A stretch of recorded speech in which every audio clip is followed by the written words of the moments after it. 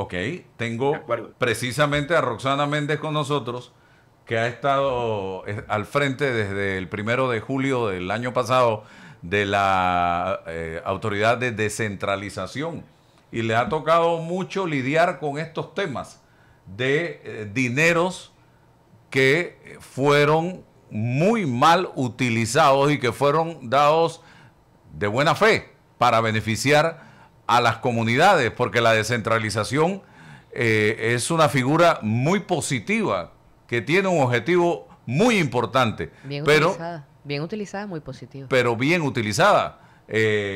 Roxana, bienvenida. Buenos días. Micrófono, por favor. Micrófono, por favor.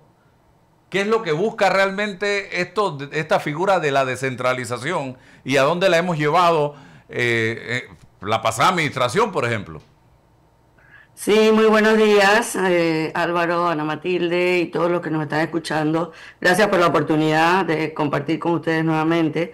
Realmente todos los países desarrollados necesariamente han tenido que pasar por un proceso descentralizador de la administración pública y delegar competencias para que los gobiernos locales puedan prestar servicios básicos esenciales a las distintas comunidades y realmente puedan impactar en aquellas necesidades prioritarias que la misma comunidad está identificando y que de pronto desde una mirada centralizada no se pueden llegar a todos esos espacios, sobre todo cuando tenemos población tan dispersa y cuando hay tanta necesidad de servicios, de infraestructuras públicas que no se pueden lograr de manera satisfactoria en corto tiempo para llenar estos vacíos. Lamentablemente nuestras comunidades han estado muy rezagadas, sobre todo después del puente.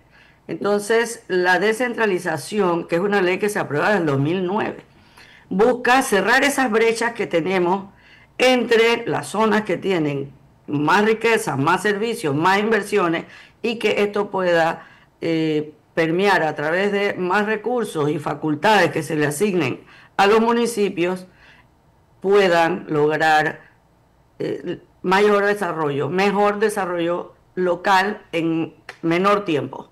Y eso es lo que busca la descentralización de la administración pública.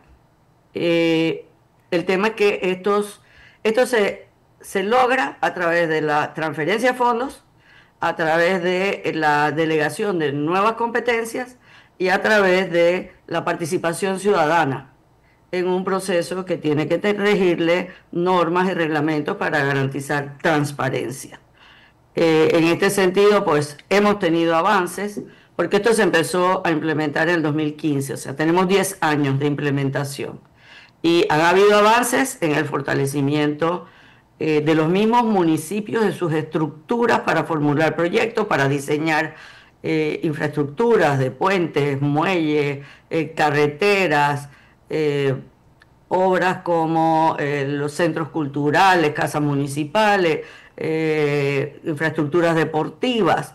Ya tienen todo un equipo, un personal que les permite hacer esto, porque están recibiendo también, los que no pueden generar esos ingresos, están recibiendo un subsidio. Y por otro lado, un avance importante fue que el gobierno delegó o transfirió, decidió despojarse del impuesto de bienes inmuebles que recauda para que pudieran tener recursos para inversión en infraestructuras principalmente y programas que realmente tengan un impacto social y productivo, programas turísticos, etcétera. En este sentido, pues también esto ayudó mucho a impulsar los gobiernos municipales, principalmente, para que pudieran asumir estos nuevos retos. Eso es el avance. El problema es que pues los fondos de los bienes inmuebles y los fondos de este otro rubro, que es el de obras municipales, tenían una buena reglamentación de uso y de rendición de cuentas y de aprobación previa de cómo se iban a usar. Eso tenía que ser aprobado por las oficinas regionales y por la junta directiva en el caso de bienes inmuebles.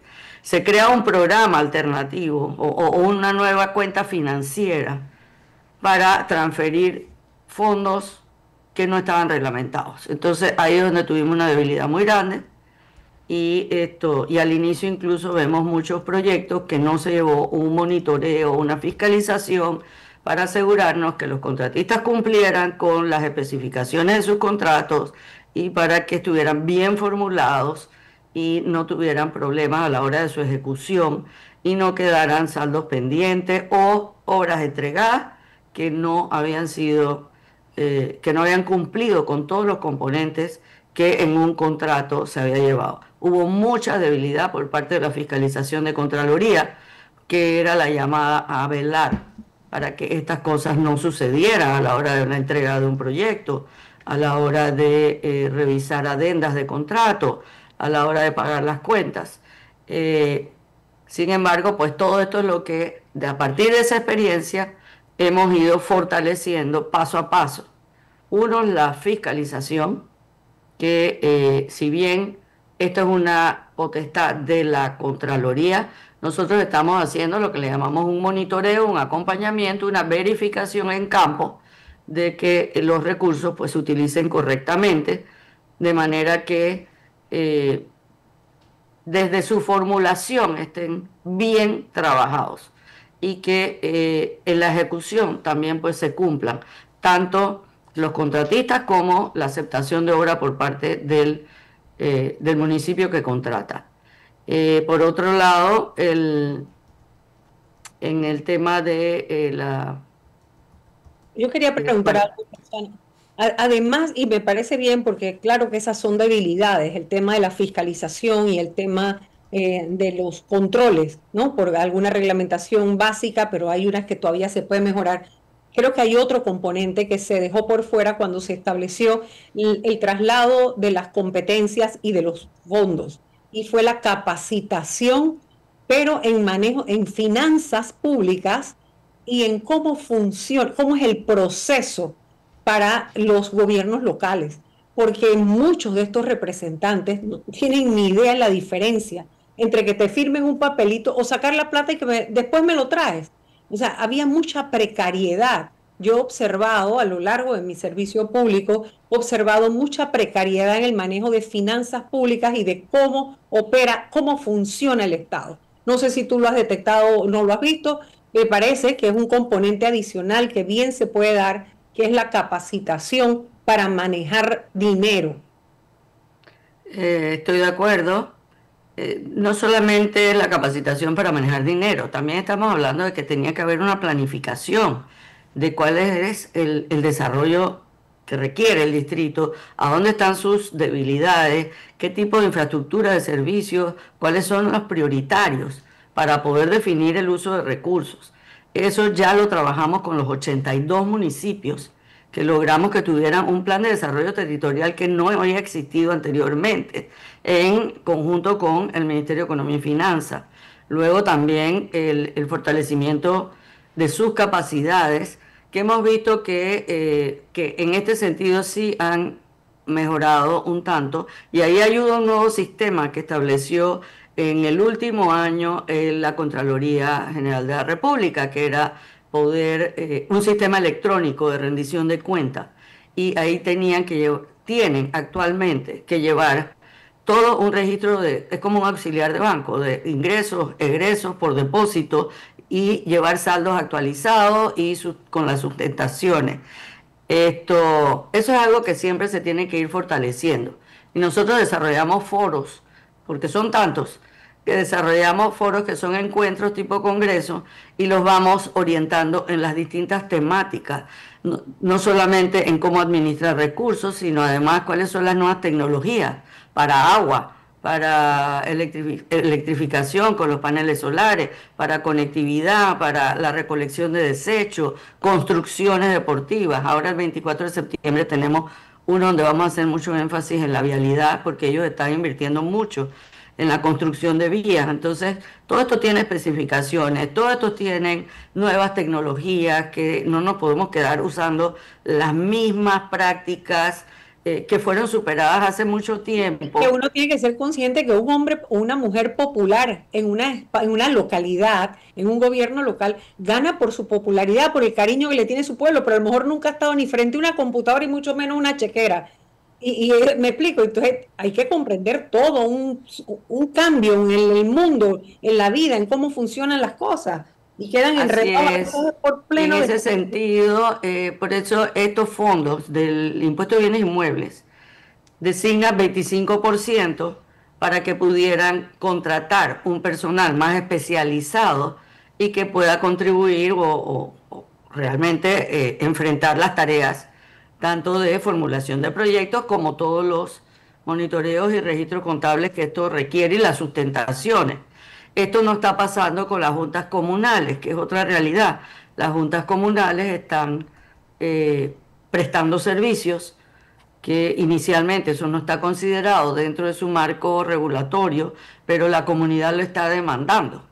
Entonces ellos están dando desde mantenimiento a las escuelas, a las instalaciones deportivas, construyendo obras con presupuestos o partidas que también les transfieren los mismos municipios para apoyarles, y realmente pues esos tienen menos capacidades, y es parte de lo que estamos promoviendo, cómo podemos ir fortaleciendo gradualmente estas capacidades también con las asociaciones o gremios que manejan fondos para estas capacitaciones también. Roxana, acaba de... Por otro lado, estaba hablando antes de que me olvide, porque esto es muy importante, de lo que encontramos ahora. También una forma como enfrentamos fue eliminar esta posibilidad de volver a usar de esta forma discrecional con esas partidas que había. Eliminamos ese programa, eliminamos la habilitación de esa cuenta, y ese problema quedó de aquí en adelante resuelto. Para atrás, pues es otra historia. Sí, Roxana, acaba recientemente de presentar ante la Asamblea Nacional el presidente de este órgano del Estado, Jorge Herrera, un proyecto de ley que busca darle una nueva forma al tema de la descentralización. Lo que más se ha criticado fundamentalmente, por un lado, el tema del incremento en las dietas a los miembros de la Junta Directiva, y por otro lado, la coyuntura en la que se presenta este anteproyecto de ley, cuando a diario estamos viendo denuncias, investigaciones de malos manejos del dinero de la descentralización, y este proyecto está planteando el incremento de recursos para los municipios a nivel de todo el territorio nacional. ¿Usted ha hecho un análisis de este anteproyecto y pudiera darnos su opinión del mismo? Sí, cómo no. Primero tenemos que entender que tenemos 10 años de implementación de esto. A partir de los 10 años, de una evaluación que hemos hecho, hemos identificado, como dijimos, fortalezas y debilidades que tenía la ley, que se convierte como en la política pública con relación a este proceso descentralizador. Y todos llegamos al acuerdo. Cuando digo todos, son distintos actores. Ahí habían diferentes instituciones de gobierno y de gobiernos locales, alcaldes y representantes.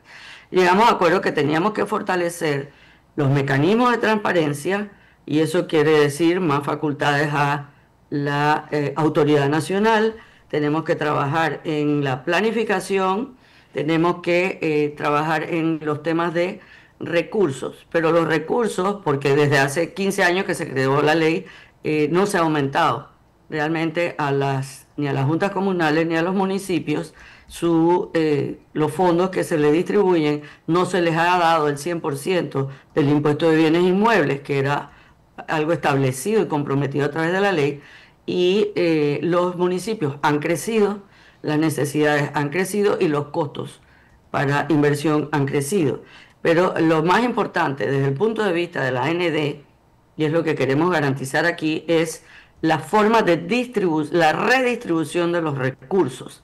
Porque incluso la ley planteaba de que los recursos tenían que ser distribuidos de manera proporcional a la cantidad de población, a la dispersión o la densidad de población, cantidad de población por habitante, de habitantes por territorio, kilómetro cuadrado, y lo tercero era el índice de pobreza multidimensional, porque no es lo mismo un municipio de 1.000 habitantes a un municipio de 200.000, 300.000, 150.000, o uno que está en una zona comarcal, que en una zona urbana o una ciudad intermedia. Entonces, tiene que haber una proporcionalidad, y en este momento, en 67 de los 83 municipios reciben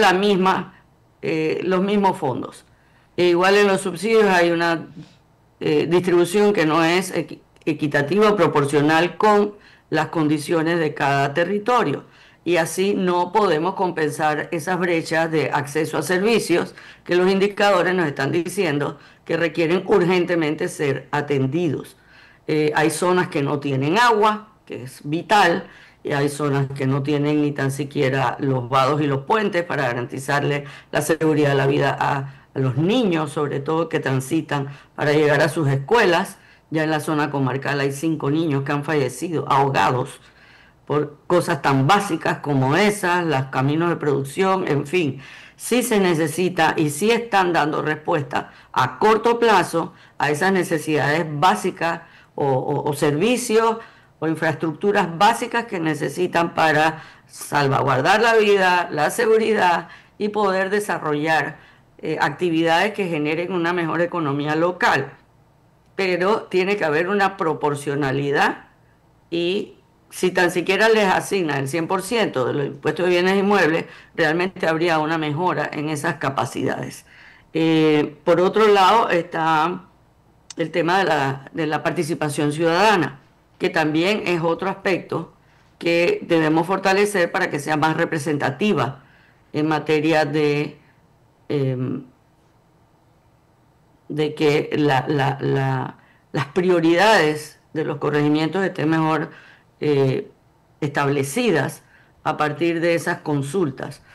Este año nosotros hemos trabajado mucho fortaleciendo esto, pero sí faltan mecanismos a través de la ley, una política pública que nos establezca cómo garantizar esa proporcionalidad, que también en la reforma estamos buscando o estableciendo algunos de esos mecanismos. Pero nosotros este año, a pesar de que no están todos, pero cuando hay voluntad se pueden hacer muchas cosas sin tener que cambiar ninguna ley, logramos más de 80.000 personas participando en consultas ciudadanas, en más de 1.600 consultas que se hicieron a lo largo y ancho del país, y que nosotros garantizamos que cada proyecto venía con el aval de por lo menos un grupo importante de su comunidad. Entonces, este tema de las dietas, no estamos de acuerdo de ninguna manera. En realidad yo no creo, a nivel personal, que ningún funcionario público debe ganar ninguna dieta por ser parte de una junta directiva de otro ministerio. Que se va a reunir a la misma hora que cobran salarios. Que ese es el punto. Bueno, ya Contraloría estableció una reglamentación de que para ganar dieta tiene que ser después de las 4 de la tarde. Pero entonces se cambian los horarios de las reuniones directivas. Sí es verdad que en nuestra directiva hay 3 gremios que no son funcionarios públicos, y que ambos presidentes de esos 3 gremios que vienen a nuestra directiva se trasladan desde el interior. Uno viene de Darién, el otro viene de Los Santos. Y eso no está de acuerdo, hay que reconocer eso. Por eso decidimos que hubiera una dieta de 100 balboas, porque eso les cubre sus traslados, etcétera. Sin embargo, esto de $500, yo no sé quién metió mano, porque aquí en esta ley han habido muchos actores, y siempre, al final hay muchas cosas que todavía hay que discutir y corregir, porque hubo mucha participación y mucha injerencia en las últimas semanas, y hay algunas cosas que estamos revisando porque no eran las que originalmente se habían planteado. Entonces, sí, es una ley que está en proceso, que va a tener mucho debate todavía, pero lo importante es que logremos que se mejore la transparencia, la planificación, unos recursos proporcionales y una participación ciudadana bien representada y fortalecida, que son los 4 componentes en los que nosotros estamos impulsando o comprometidos a ver cómo ajustamos. Y de la mano con eso, fortalecer la institución, que es la garante del uso de esos fondos y a la vez, pues, de que los proyectos se formulen y lleguen cumpliéndose con las prioridades y con el plan estratégico de gobierno nacional, que estemos articulados, gobierno central con gobierno municipal, con el apoyo de las juntas comunales, para poder impulsar y hacer los cambios que este país necesita y que la comunidad está reclamando todos los días. Así es que en este sentido, pues, es lo que te puedo contar sobre la ley. Nosotros estamos trabajando en que la planificación que se trabajó sea el norte de los proyectos y se tengan que marcar dentro de esos proyectos. Capacitar a los municipios a través de estos foros o encuentros y también otras capacitaciones virtuales que estamos ofertando. 2 cosas que me llamaron la atención, porque ayer conversamos con el presidente de la Asamblea municipalista, porque esa es su fortaleza, y nos decía, por un lado, el tema de que cuando yo le pregunté, va a haber municipios como el Panamá, que reciben mucho dinero de la descentralización, que ahora se les va a reducir para darle más a municipios más pequeños, subsidiados en el interior del país, que ya eso de por sí es así,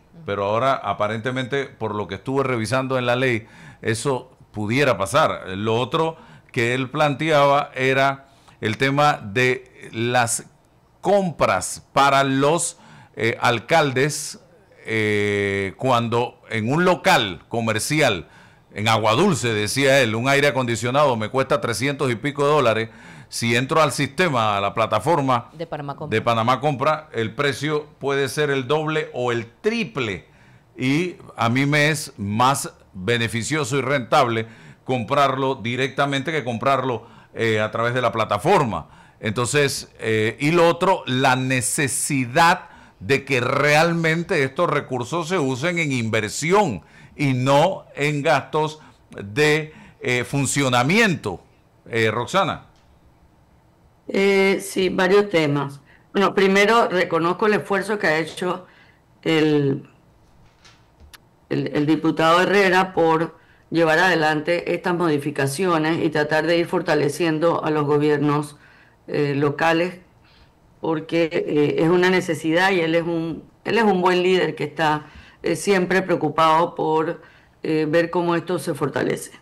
En temas de la redistribución, no hay fórmulas mágicas y todos los países están buscando cuál es la mejor alternativa de distribuir los recursos y de no desmejorar a nadie en esta búsqueda de ser más equitativo con otros. En este sentido, nosotros tenemos una fórmula solidaria que reconoce a los distritos o las alcaldías que están en ciudades que generan mayor cantidad de este impuesto de bienes inmuebles, y a ellos se les reconoce una proporcionalidad del 50% de esos recaudos y el restante se distribuye de manera igualitaria. Y sí, hay una posición de que el 50% se le disminuya un tanto para poder tener más capacidad para distribuir entre los demás, pero igual, la distribución igualitaria, ese esquema igualitario, no hace más que reproducir el esquema de las brechas digitales y las inequidades. Entonces, aquí tiene que haber una redistribución por categorías de municipios. Y en el caso, y ciertamente que los fondos, como están garantizando que el 75% sea para inversión, creo que es una buena fórmula. Igual tenemos el tema de los gobiernos de las juntas comunales, que su ley no establece una cantidad de competencias que están asumiendo por la demanda de la población, mantenimiento de las escuelas, traslados de pacientes, agua. Ellos ya las juntas de agua no son las que resuelven si se dañó la bomba, si la tubería ya se tapó. Todo esto lo tienen que resolver los representantes. Viene el año escolar, tienen que a quienes recurren a los representantes, en fin, pero ellos no tienen el personal mínimo necesario. Entonces ahí sí tenemos que reforzarlos para que puedan levantar proyectos o formular proyectos con un equipo más robusto. Pero tenemos que priorizar en la inversión en estas soluciones de infraestructura. Todo el tema deportivo está a cargo de ellos prácticamente. Así es que sí es muy probable que Panamá pueda tener una afectación, a menos que se puedan dar una mayor cantidad de recursos, que es algo que utilizan los países. O sea, a todos un mínimo y luego hay una fórmula de compensar por encima de eso aquellos que tienen más requerimientos porque no tienen las infraestructuras que necesitan en sus distritos. Entonces, y por otro lado, hay un modelo que está llevando la mayoría de los países descentralizados, que es un fondo común para poder, donde aplican los distintos municipios, solicitando con proyectos que resuelvan temas críticos que tienen, como por ejemplo agua, como el tema del manejo de desechos, de los vertederos, que ahora tenemos tanto problema y no hay un recurso extraordinario que ellos necesitarían, o el tema de tantos caminos de producción que están tan deteriorados. Entonces, es algo que hemos estado y que queremos tratar de que entre en la ley, que es tener este fondo común para aplicar según proyectos y necesidades prioritarias en base a planificación, y que haya una comisión evaluadora que pueda identificar cómo otorgarse esos recursos. El tema de compras, yo creo que eso nos afecta a todo el gobierno en general. Ciertamente que el sistema está poniendo costos que, si nosotros buscamos en el mercado, en muchos casos son más onerosos. Y eso es un tema que a nivel de gobierno central debe revisarse, y que ya hay pues un proceso en marcha viendo ese tema, y que sí requerimos que los municipios tengan mecanismos ágiles para poder hacer sus compras, que no necesariamente sean apegados. Ahora, hay algo que ignoran muchos, y es que tú puedes comprar fuera del sistema de Panamá Compra, solo que tienes que hacer una buena justificación. No estás obligado. Hay una alternativa, que es algo que tal vez tenemos que reforzar esa capacitación. Pero lo cierto es que igual se tienen que regir por las normas de la administración pública. Las tres cotizaciones. Esto no es una opción. Todos los que manejamos fondos públicos tenemos que regirnos por la administración pública. Y sí tenemos que saber pues manejarnos y navegar en ese mundo que tiene sus trámites burocráticos, pero que a su vez garantizan que exista la transparencia debida. Y los municipios no tienen autonomía financiera. Así que mientras no tengan autonomía financiera, tienen que regirse por los sistemas administrativos del gobierno central. Algún día llegaremos a modelos como en Colombia, en Brasil, donde los municipios incluso administran la educación en algunas áreas, la salud en otras áreas, el transporte. ¿Debiéramos ir en esa dirección, Roxana?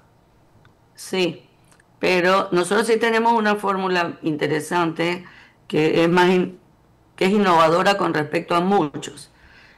Muchos países se les asignó de la noche a la mañana competencias como la educación o la atención primaria de salud, para lo cual los municipios no estaban preparados. Si bien hubo una preparación rápida, no es lo mismo. Y esos han tenido dificultades porque en algunas áreas el servicio ha sido de mucha calidad, y en otras áreas ha sido de muy mala calidad. Entonces, los procesos modernos sí están planteando, y ahora Chile está en una reforma con relación a eso. Tuve la oportunidad de participar en un congreso recientemente donde están lanzando su nueva política de descentralización del país y están partiendo de lo que nosotros ya tenemos. Los municipios deben solicitar la nueva atribución o competencia que ellos quieren ejercer. Por ejemplo, ellos están asumiendo ya en la práctica prácticamente el 100% de los mantenimientos de las instalaciones deportivas y la edificación de nuevas construcciones, las canchas sintéticas, gimnasios, etcétera, pero no lo tienen formalizado. Entonces ellos deben solicitar a la ANED y demostrar por su capacidad financiera, administrativa, experiencia y planificación de lo que van a desarrollar, tienen que mostrar pues que tienen la capacidad, que tienen algo de experiencia en el ramo y solicitarlo. Nosotros lo acreditamos y lo solicitan luego a la entidad correspondiente, en este caso sería Pandeporte. Lo mismo, si ya están llevando el mantenimiento de las escuelas en gran medida, pues deben solicitar la formalización. Otros están explotando más el turismo y otros están trabajando sobre todo. El 50% de los recursos de los proyectos que estamos aprobando este año, en el primer año, estaban destinados a mejorar las carreteras alternas, no las vías principales. Pero ellos no tienen la competencia y les toma mucho tiempo negociar con el MOB o que el MOB les dé la autorización y demás para que avancen. Si tuvieran la competencia, que las competencias no son totales, pueden ser parciales, pueden ser graduales. Y en este momento eso nunca se había solicitado desde que la ley se crea. Nosotros hicimos una fuerte capacitación a los municipios y tenemos 22 municipios que en este momento estamos en un trámite de solicitud de acreditación de que tienen todas las capacidades para solicitar la competencia. Y estamos trabajando todas las semanas asistiéndolos, asesorando y fortaleciendo esa presentación que van a tener ante las entidades gubernamentales. Por primera vez se está haciendo eso. Las planificaciones que le dan fuerza a toda su actuación y las solicitudes de nuevas competencias avaladas por la Autoridad Nacional de Descentralización, que es lo que establece la ley. Yo en particular pienso que nosotros debemos ser asesores y que ellos directamente, que no tienen que ser acreditados. Y eso es algo que también vamos a tratar de mejorar en la ley, porque eso lleva un proceso que les está tomando un tiempo que tal vez podríamos acortar. Se han cerrado. Y hablando de acortar tiempo, también estamos trabajando todo lo que es la digitalización para la aprobación de los proyectos, de manera que lo que antes se tomaba un año, ahora lo hacemos en 1 o 2 meses, 3 como mucho, si hay que subsanar distintas. Y ahí los hemos estado capacitando mucho para todos los que cumplan con todos los requerimientos para formular bien sus proyectos, mostrar que lo pueden sostener después de construido, si es el caso de construcción, y operar, si es el caso de un centro que va a brindar un servicio. Entonces, y con eso ellos van ganando experiencia que después le pueden capacitar para asumir más competencias, cosa que no pasa con las juntas comunales, que no tienen las mismas fortalezas administrativas ni financieras ni experiencias para poder todavía acceder a una delegación de competencias de un ministerio, por ejemplo. Roxana, se están cerrando todos los portillos para que no vuelva a ocurrir lo que pasó entre el 2019 y el 2024 con recursos de la descentralización. No se están cerrando, se cerraron ya.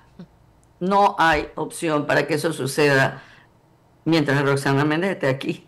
Y realmente, además, no debe suceder después, porque ese programa y todo lo que había para permitirlo, lo hemos eliminado totalmente. Era un programa, perdón Roxana, Álvaro, una pregunta, ¿era un programa aparte del de la descentralización que usaba el mismo mecanismo? Eso no me quedó claro a mí. Se crea dentro de la estructura presupuestaria un renglón que decía transferencias PDI. PDI era Programa de Interés de Inversión Social. Entonces, como estaba formalmente instalado, pero lo que era primero, eso no se creó con la ley, eso se crea después. Sí, estoy clara. Segundo, eso no nunca estuvo reglamentado como están los programas formales creados por la ley. Entonces no había establecido qué tipo de uso se le podía dar ni qué tipo de rendición de cuentas debían presentar. Con lo cual era muy discrecional, no exigía la rendición de cuentas. Por eso es que nosotros tuvimos en un principio que solicitar que, como ellos no estaban obligados a presentar esa información y no había ninguna explicación o información sobre para qué se había solicitado, pues les dimos ese tiempo para que presentaran esa información y muchos lo hicieron. Entonces, los que no pudieron presentar información de todo el monto asignado están siendo, pues, responsablemente, hemos tenido que presentar eso al Ministerio Público para que procedan con la auditoría y saber si es que los documentos no llegaron aquí. Hay muchos que no se tomaron en serio este tema y mandaron cualquier cosa. El 85%, pues, bueno, poquito menos del 85%, el 80%, son autoridades nuevas y realmente decían, este problema no es mío, que vaya a resolverlo el que estuvo aquí antes. Sí. Así que mandaron un informe muy básico y eso está poniendo también en problemas a los anteriores, porque tampoco hubo todo el esfuerzo para presentarlo, nos damos cuenta con lo que nos mandaron, ¿no? Y nosotros aquí no éramos los llamados a estar pidiendo subsanaciones. O sea, ya eso a la hora de la auditoría de Contraloría, pues debía entonces poderse sustentar mejor aquellos que no lo hicieron en tiempo oportuno. Y que lo cierto es que sin una autoridad competente va a ser imposible que el que ya dejó el puesto entre a buscar información. Bueno. Es muy difícil. Muy difícil, y de hecho hay muchos que nos decían, pero yo tengo todos los documentos conmigo, porque yo no creo en que el que está ahí no me vaya a destruir esos documentos, porque hay como un tema político en medio. Claro, claro. Todo esto pues ha complicado un poco o pareciera agravar la situación, pero tenemos que tener claro pues que tenemos una nueva generación de autoridades locales, tenemos nuevas reglas del juego y tenemos autoridades más conscientes y aplicando mecanismos de monitoreo y una gran oportunidad, o sea, es una gran oportunidad para salvar el sistema descentralizado que realmente es lo que necesita un país con tanta desigualdad como nosotros. Bueno. Y créeme que estamos aprovechando esa oportunidad y tratando de cambiar esta mala reputación que se ha creado por quienes no se aprovecharon del sistema para lograr estos fondos que lamentablemente no llegaron, en su gran mayoría no llegaron a las comunidades habiendo tantas necesidades. Pero realmente no fue un fondo adicional que el gobierno diera para hacer obra, para desarrollar mejores servicios. No era esa la intención, porque hubiéramos visto otra realidad en el campo. Gracias, Roxana, por estar con nosotros en la mañana de hoy, hablando de descentralización, tema importante que ha estado sobre la palestra y va a seguir en las próximas